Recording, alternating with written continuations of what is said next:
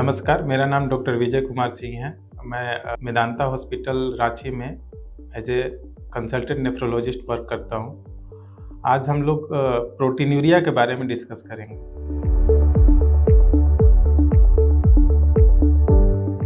Basically कोई भी routine urine test कराते हैं या कोई डॉक्टर प्रेस्क्राइब करता है या सेल्फ टेस्ट कराते हैं, तो कभी कभी हमारे रूटीन यूरिन टेस्ट में एल्बुमिन या प्रोटीन प्लस प्लस करके आता है। उसका क्या सिग्निफिकेंस होता है, उसको हम लोग कैसे देखें, इसके बारे में हम लोग बात करेंगे।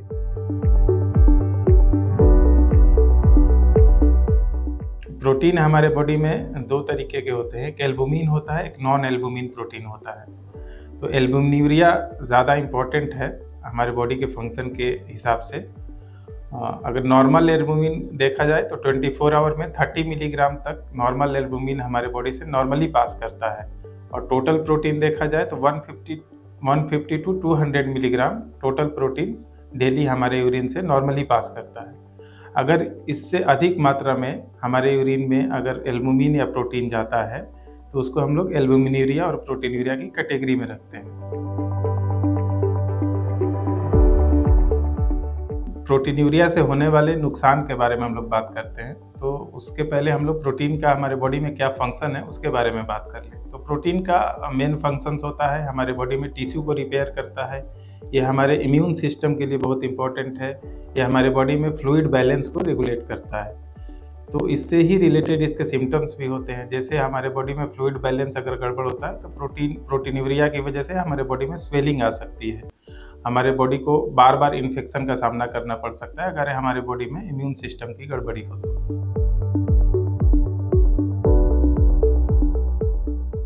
अब इससे होने वाले हम सिम्टम्स के बारे में बात करें तो इससे पहला सिम्टम्स आ सकता है फ्रोथ्यूरिया, यूरिन में झाग का आना, उसको फ्रोथ्यूरिया बोलते हैं कॉमनली, एंड बॉडी में स्वेलिंग का आना। ये दो मुख्य सिम्टम्स होते हैं प्रोटीनूरिया या एल्बुमिनूरिया के।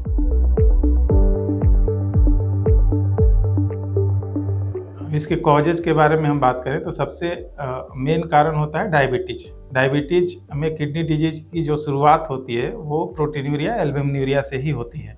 इसके अलावा बहुत सारे किडनी के डिसऑर्डर हैं, जैसे glomerular disease, interstitial disease, tubular interstitial disease, सब में प्रोटीनूरिया हो सकता है।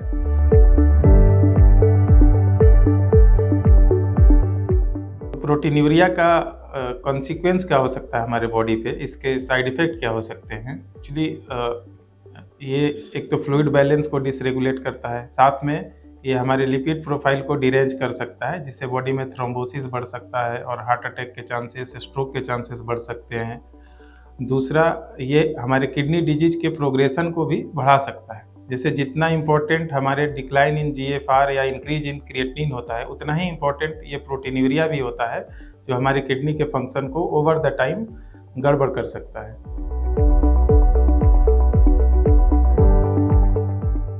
इसके लिए हमें क्या इन्वेस्टिगेशंस कराने चाहिए, तो सबसे पहले इसको क्वांटिफाई करते हैं हम लोग प्रोटीनूरिया को। अगर किसी को रूटीन यूरिन टेस्ट में +1 एल्बुमिन या +2 एल्बुमिन आता है तो इसको क्वांटिफाई करने के लिए सबसे बेस्ट टेस्ट होता है 24 आवर यूरिन प्रोटीन। इसमें हम 24 आवर का यूरिन कलेक्ट करते हैं, फिर उसमें टोटल प्रोटीन कितना जाता है उसको कैलकुलेट करते हैं।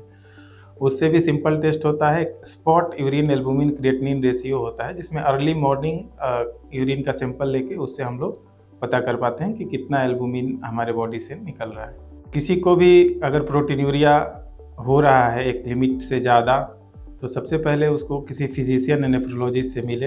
अगर वो डायबिटीज रिलेटेड है, ये डिसाइड करेंगे आपके फिजिशियन और नेफ्रोलॉजिस्ट ही कि ये डायबिटीज रिलेटेड है कि नॉन डायबिटीज रिलेटेड है। डायबिटिक पेशेंट्स में भी प्रोटीनूरिया नॉन डायबिटीज रिलेटेड हो सकता है, तो उस डायबिटीज रिलेटेड है तो डायबिटीज कंट्रोल करना है, हाइपरटेंशन कंट्रोल करना है, और फिर नेफ्रोलॉजिस्ट आपके जो मेडिसिन प्रिस्क्राइब करेंगे उसको लेना है। अगर किसी को डायबिटीज़ नहीं है और फिर प्रोटीनूरिया हो रहा है, स्पेशली जब यूरिन में अगर आपको RBCs आ रहा है या WBCs आ रहा है, तो आप अर्जेंट किसी फिजिशियन या नेफ्रोलॉजिस्ट को दिखाएं, क्योंकि एक किडनी इमरजेंसी हो सकती है ऐसे सिचुएशन में।